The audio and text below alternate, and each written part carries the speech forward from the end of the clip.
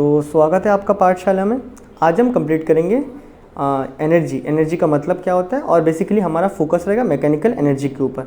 और आज हम इसी वीडियो में निकालेंगे काइनेटिक एनर्जी का जो फॉर्मूला हम यूज़ करते हैं हाफ ऑफ mv² वो आता कहाँ से है। डन। और कंजर्वेशन ऑफ एनर्जी सारा टॉपिक इसी वीडियो में कंप्लीट करेंगे। तो चलो शुरू करते हैं। अब देखो एनर्जी एक क्या चीज़ है। जब हम वर्क कर रहे होते हैं ना, अभी देखो मैं इस पेन को यहाँ से लेके यहाँ पे उठा के रख रहा हूँ, तो इस केस में आपको एनर्जी कहाँ पे दिख रहा होगा? मेरे इस फिंगर्स में, मेरे फिंगर के अंदर जो मसल्स है वो मसल्स क्या कर रहे हैं? अपना एनर्जी को लूज़ कर रहे हैं और इसको यहाँ से वहाँ काम करवाने के लिए यूज़ कर रहे हैं। डन। तो एनर्जी का मतलब ही क्या होता है? मेरे पास एनर्जी है इसलिए मैं उठा के रख रहा हूँ। मेरे पास एनर्जी नहीं होता, अगर बहुत कमज़ोर होता इसको उठा के नहीं रख पाता। डन। तो एनर्जी का मतलब क्या होता है? एनर्जी होता है capacity to do work. Capacity to do work. कोई भी चीज़ जिसके अंदर कैपेसिटी है वर्क करने को, हम उसे क्या बोलेंगे? Energy. Capacity to do work is known as energy. ये बातें हमें समझ आया। कोई भी चीज़ के पास कैपेसिटी है वर्क करने का तो हम उसे क्या बोल देंगे? एनर्जी। अब ज़रा चीज़ों को ध्यान से समझो। अभी देखना, पहले बाइक से शुरू करते हैं। हमारा ये जो हमारा बाइक होता है ना, बाइक में हम क्या डालते हैं? फ्यूल डालते हैं। अब ये फ्यूल क्या होता है भाई? पेट्रोल डालते हैं ना, पेट्रोल। अगर तुम देखो पेट्रोल क्या होता है? Carbon molecule, that is your C10 वाले होते हैं। जो C10 वाले मॉलिक्यूल्स होते हैं वो अपना पेट्रोल होता है या गैसोलीन कहते हैं उस ग्रुप को। अब जब ये C10 वाले बर्न होते हैं ना तो क्या बनता है? कार्बन डाइऑक्साइड और वाटर बन जाता है। तो इस केस में पेट्रोल क्या हो रहा है? बर्न हो रहा है। पेट्रोल बर्न होकर क्या कर रहा है? अपना इस बाइक को चला रहा है ना। पेट्रोल बर्न होकर क्या हो रहा है? अपना इस बाइक को चला रहा है। तो ये जो पेट्रोल के अंदर क्या है? केमिकल है। समझ रहे हो? केमिकल अपना कॉम्पोजिशन को चेंज कर रहा है ना। चेंज करके क्या कर रहा है? एनर्जी को रिलीज़ कर रहा है। तो यहाँ पे क्या है, अगर आप देखोगे तो यहाँ पे क्या हो रहा है? अगर यहाँ पे मेरे पास 1 लीटर ऑफ पेट्रोल था और 1 लीटर ऑफ पेट्रोल अगर मैं बर्न करता हूँ फोर्स से, 100 जूल ऑफ एनर्जी मुझे मिलेगा। उसके बाद मैंने इसमें से सपोज़ आधा लीटर बर्न किया। आधा लीटर बर्न किया तो कितना? 50 जूल ऑफ एनर्जी यूज़ हो गया होगा। मतलब 50 जूल ऑफ एनर्जी कन्वर्ट होना चाहिए। तो जब ये कन्वर्शन हो रहा होता है ना तो कुछ एनर्जी लॉस हो जाता है। तो मैंने इसमें से 50 जूल ऑफ एनर्जी को यूज़ करने का सोचा एक ही बार में। उसमें से क्या होगा? मान लो कुछ 2 जूल ऑफ एनर्जी एटमॉस्फेयर में लॉस्ट हो गया। बाकी बचा कितना? 48। ये 48 क्या कर रहा है? इसको एनर्जी, इस मोटर बाइक को भी काइनेटिक एनर्जी प्रोवाइड करेगा। तो इसके पास ये 48 एनर्जी है। अब जब ये 48 एनर्जी इसके पास रहेगा तो इस 48 जूल ऑफ एनर्जी के साथ ये मूव करते रहेगा। डन। और जब फ्रिक्शन वगैरह भी क्या करेगा? थोड़ा थोड़ा एनर्जी लेते रहेगा कंटिन्यूस इससे। तो अगर हम देखें तो एनर्जी क्या होता है? एक फॉर्म से और एक फॉर्म में चेंज होता है। तो यहाँ पे किस किस में चेंज हुआ? अगर आप ध्यान से देखो तो यहाँ पे किस में चेंज हुआ? पहले क्या था? केमिकल एनर्जी था। फिर ये बाद में क्या बन गया आपका? मैकेनिकल एनर्जी में कन्वर्ट हो गया ना। मैकेनिकल एनर्जी क्या है बात करेंगे, तो फिलहाल इसको समझो। मतलब कोई भी चीज़ चल रहा है पोजीशन के रिस्पेक्ट में तो उसे मैकेनिकल बोलेंगे। डन। वो हम बात कर लेंगे थोड़ा देर में। तो अगर हम यहाँ पे देखते हैं तो हमने यहाँ पे केमिकल एनर्जी को मैकेनिकल एनर्जी में कन्वर्ट किया। डन। एक एग्जाम्पल हुआ। अभी इसने वर्क किया है। हमने कैसे पता किया? जब एनर्जी यहाँ पे कन्वर्जन हुआ तो इसने थोड़ा बहुत डिस्प्लेसमेंट तो किया है ना, यहाँ पे कुछ डिस्प्लेसमेंट किया, आगे जा रहा है बाइक। तो हाँ, इसके पास एनर्जी है इसलिए वे वर्क कर पा रहा है। अब दूसरा चीज़ देखो, आप विंड एनर्जी भी बोलते हो। अब देखो, अगर मैं विंड के सामने एक टरबाइन रख दूंगा, अगर मैं विंड के सामने एक टरबाइन रखता हूँ, ये यहाँ से विंड आ रहा है। अब जब ये विंड आएगा ना, जब ये विंड आएगा तो इसको क्या करेगा? रोटेट करवाएगा। अब जब ये रोटेट होगा, इसी में से हम क्या बनाते हैं? इलेक्ट्रिक एनर्जी बना देते हैं ना। यहाँ से बल्ब ग्लो करवाएंगे, रोटेट होगा। तो अगर तुम यहाँ पे भी ध्यान से देखो, विंड के पास क्या है? एनर्जी है। क्यों एनर्जी है? क्योंकि it has some capacity to do work on the turbine. समझ रहे हो ना? इसके पास एनर्जी है इसीलिए तो टरबाइन को घुमा सकता है ना। अगर एनर्जी नहीं होता तो घुमा नहीं पाता। घुमाना मतलब क्या? डिस्प्लेसमेंट नहीं कर पाता। तो इसीलिए हम बोलते हैं विंड एनर्जी भी है। और अगर हम यहाँ पे देखें किस किस में कन्वर्जन हो रहा है, विंड एनर्जी आ रहा है हमारा, विंड एनर्जी आ रहा है, आके किस में कन्वर्ट हो रहा है? मैकेनिकल एनर्जी में। कोई भी चीज़ रोटेट होना ये सारा मैकेनिकल एनर्जी के अंदर आता है। ठीक है। किस में कन्वर्ट हो रहा है? मैकेनिकल एनर्जी में। और फाइनली मैकेनिकल एनर्जी किस में कन्वर्ट हो रहा है? इलेक्ट्रिकल एनर्जी में। अब देखो यही सारा प्रोसेस यहाँ पे मैंने कुछ प्रोसेस का उठाया है जिससे कि आपका एक आइडिया क्लियर हो जाए, छोटा सा आइडिया क्लियर हो जाए। तो इसी के ऊपर बेस्ड करके हमारा कंजर्वेशन ऑफ एनर्जी का लॉ दिया गया है, ठीक है। इसी के ऊपर बेस्ड करके कंजर्वेशन ऑफ एनर्जी का लॉ दिया गया है। अभी अगर हम यहाँ पे देखें, क्या इसमें से विंड हमने क्रिएट किया है? नहीं। क्या इसमें से पेट्रोल हमने क्रिएट किया है? नहीं। अगर आप बोलोगे हाँ पेट्रोल तो हमने क्रिएट किया है, तो पेट्रोल किससे बना? पेट्रोलियम से। पेट्रोलियम किससे बना? डायनासोर से। क्या डायनासोर हमने क्रिएट किया था? नहीं। तो कंजर्वेशन ऑफ एनर्जी क्या कहता है? हम इस एनर्जी को ना ही क्रिएट कर सकते ना ही ख़त्म कर सकते। ऐसे ऐसे करते करते देखो, विंड एनर्जी फिर मैकेनिकल में कन्वर्ट हुआ, मैकेनिकल इलेक्ट्रिकल में, फिर इलेक्ट्रिकल हीट अप करेगा, एटमॉस्फेयर में लूज होते रहेगा, या फिर ऐसे करते ना एनर्जी कन्वर्ट ही होते रहता है, ठीक है। तो कंजर्वेशन ऑफ एनर्जी कहता है एनर्जी ना ही हम क्रिएट कर सकते, energy can neither be created, ना ही हम क्रिएट कर सकते, neither be created nor destroyed.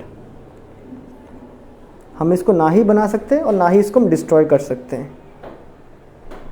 It changes from one form of energy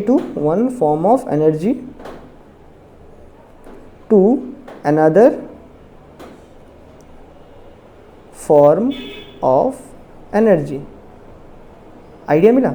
तो कंजर्वेशन ऑफ एनर्जी क्या कहता है कि हम एनर्जी को ना ही क्रिएट कर सकते ना ही इसको डिस्ट्रॉय कर सकते। हम क्या कर सकते हैं? खाली इसको एक फॉर्म से और एक फॉर्म में कन्वर्ट कर सकते हैं। तो स्टार्टिंग में यूनिवर्स जब बना था तब उसके पास जितना एनर्जी था, आज भी उसी के पास उतना ही एनर्जी है। हम इसके साथ छेड़खानी नहीं कर सकते।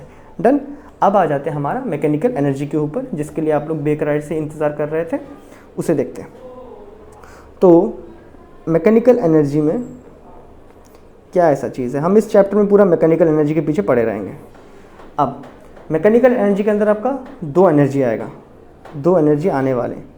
एक तो आपका काइनेटिक एनर्जी आएगा, काइनेटिक एनर्जी आने वाला है, और एक आपका पोटेंशियल एनर्जी आएगा। यही दो एनर्जी को हम मैकेनिकल एनर्जी बोलते हैं। डन। एक स्टोरिंग एनर्जी है और एक मूविंग एनर्जी है। अब देखना, दोनों mechanical energy work energy theorem को फॉलो करता है। मतलब काइनेटिक एनर्जी का भी वर्क एनर्जी थ्योरम रहता है, पोटेंशियल एनर्जी का भी वर्क एनर्जी थ्योरम होता है। अब हमारे एनसीईआरटी में खाली काइनेटिक एनर्जी का दिया होगा, तो मैं काइनेटिक एनर्जी का वर्क एनर्जी थ्योरम जो दिया है उसके लिए मैं सेपरेट वीडियो बनाऊंगा, और पोटेंशियल एनर्जी जब मैं समझाऊंगा तभी मैं उसी में उसका प्रूफ दे दूंगा कि कैसे वो भी तुम्हारा वर्क एनर्जी थ्योरम को फॉलो करता है, जो हमें न्यूमेरिकल सॉल्व करने में हेल्प करता है और कुछ नहीं करता वैसे। डन। क्योंकि कुछ न्यूमेरिकल उसमें से ईजी बन जाता है अगर हम पोटेंशियल एनर्जी का फंडा को यूज़ कर लेते हैं तो। अब देखो, तो मैकेनिकल एनर्जी हम सिंपल सेंस में क्या बोलेंगे? मैकेनिकल एनर्जी क्या होता है? It has capacity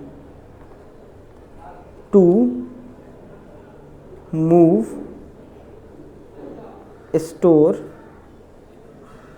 move and store. हाँ, मैकेनिकल एनर्जी के पास क्या कैपेसिटी होता है? ये मूव कर सकता है या फिर स्टोर कर सकता है, यही होता है मैकेनिकल एनर्जी। अब देखो, अब हमें बात कर लेना काइनेटिक एनर्जी का। अभी काइनेटिक एनर्जी क्या है हमें नहीं पता, तो हम फंडामेंटली शुरू करते हैं, लेकिन एनी हाउ बाद में बता दूंगा कि इसे काइनेटिक एनर्जी बोलते हैं। तो शुरू करते हैं हमारा वही फंडा।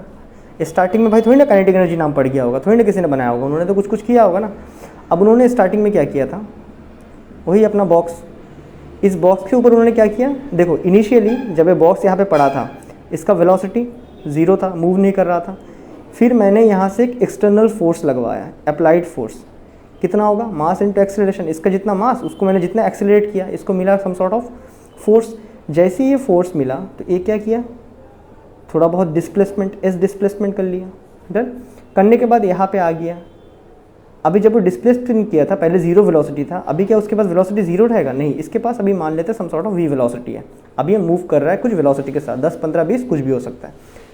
अब देखना, अगर मैं यहाँ पे वर्क निकालूँ, मतलब एक तो चीज़ दिख रहा है कि ये मूव हो रहा है, ये मूव हो रहा है, मतलब इसके मूव हो रहा है, मतलब मैंने वर्क किया है।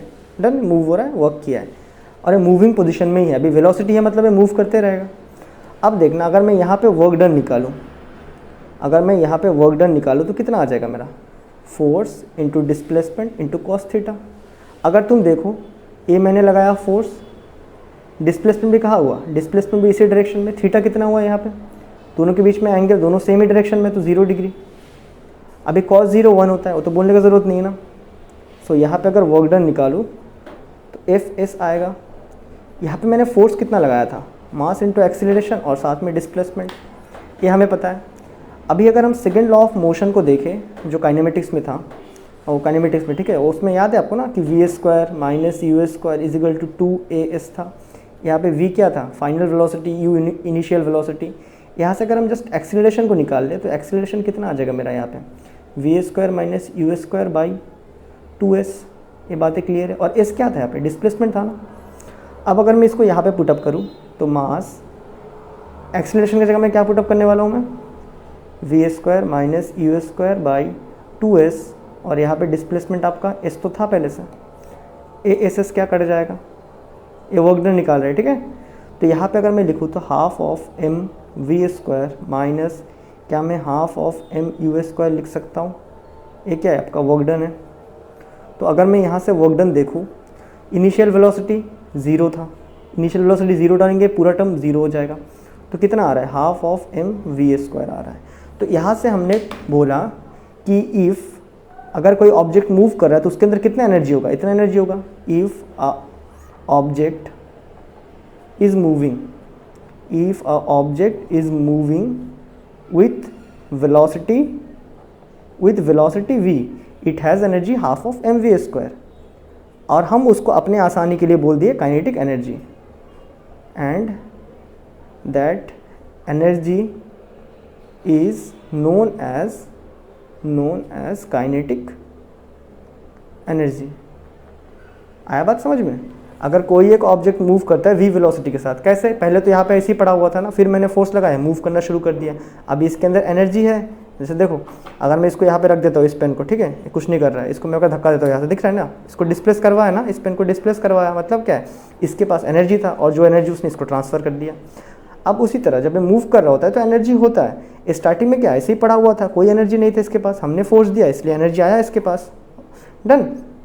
तो वही जब वो मूव करता है तो उसके पास है, मूविंग के टाइम पे उसके पास कितना एनर्जी होता है, half of M V square होता है। उसी को हमने नाम क्या दे दिया, काइनेटिक एनर्जी। इसका भी यूनिट जूल ही रहेगा, ठीक है। तो ये होता है आपका काइनेटिक एनर्जी का formula, half of M V square, और उसको हमने ऐसे निकाला है।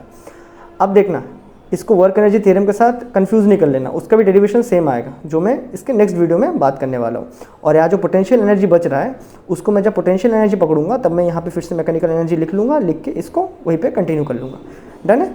तो ये था आज की वीडियो में आपका एनर्जी। हमने यहाँ पे मैकेनिकल एनर्जी देखा, फिर कंजर्वेशन ऑफ एनर्जी देखा, हमने देखा एनर्जी को हम बना नहीं सकते, एक फॉर्म से और एक फॉर्म में ट्रांसफ़र होता है खाली, डन। फिर हमने मैकेनिकल एनर्जी में काइनेटिक एनर्जी का फॉर्मूला भी निकाल लिया, और हमने बोला कोई अगर बॉडी मूव कर रहा है तो it has some capacity to do work, and that capacity of work is known as your kinetic energy, done ना। क्योंकि कैपेसिटी ऑफ वर्क को क्या बोले थे हमने, capacity of doing some work is known as your energy.